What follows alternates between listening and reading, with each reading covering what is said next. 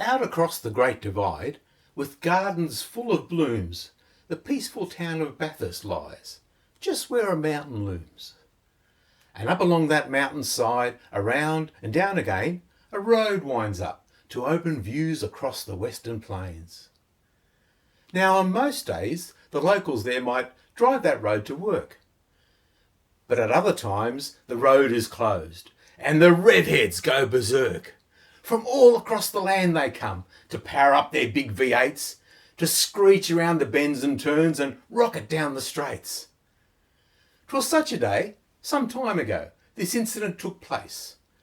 The most important meeting of the year, the big championship race.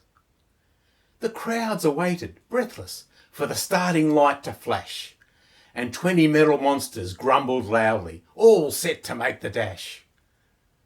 Meanwhile, down along the mountain straight, at number 53, old Daisy Biggs decided she'd like some scones for afternoon tea. Well, she gathered her ingredients, but then found to her surprise that the only flour that she had left would not allow her scones to rise.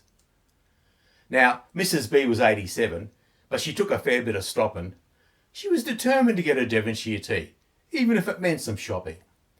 So she took off her floral apron, grabbed her old straw hat, changed out of her slippers and put out Patch, the cat.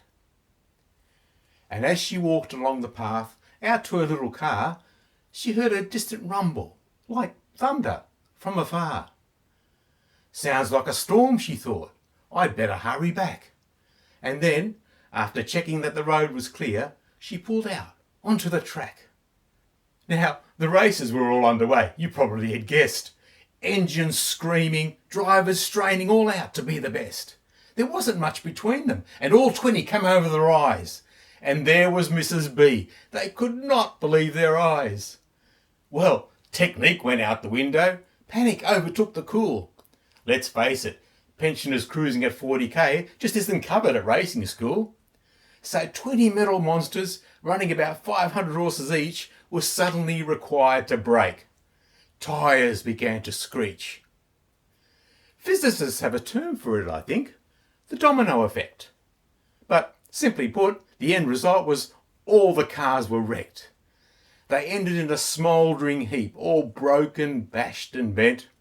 One straight wheel was set in flight and took out a sponsor's tent. Daisy simply motored on, unaware of all the fuss.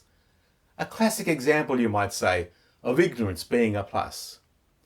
She signalled early, dropped down the gears and slowly hung a right and headed up toward the crowded stands, a truly colourful sight. Oh, the markets must be on, she thought, as all the scene flashed past her, while desperate marshals and officials tried to halt the great disaster. The crowd just watched in disbelief as the little car dodged and swayed. Then they joined in the fun and cheered her on her way. And when Daisy saw a crowd of people blocking passage up ahead, she took what seemed a side street, and down pit lane she sped, where a pit crew, trained to respond to gain the slightest break, had her set with fresh fuel and tyres before realising their mistake. Now, with everything considered, it's all ended pretty well. They melted down those dead V8s, made a giant warning bell. And the sponsors have thought it out, and Daisy's filled with glee, 'cause each race day she gets a special invite to attend for afternoon tea.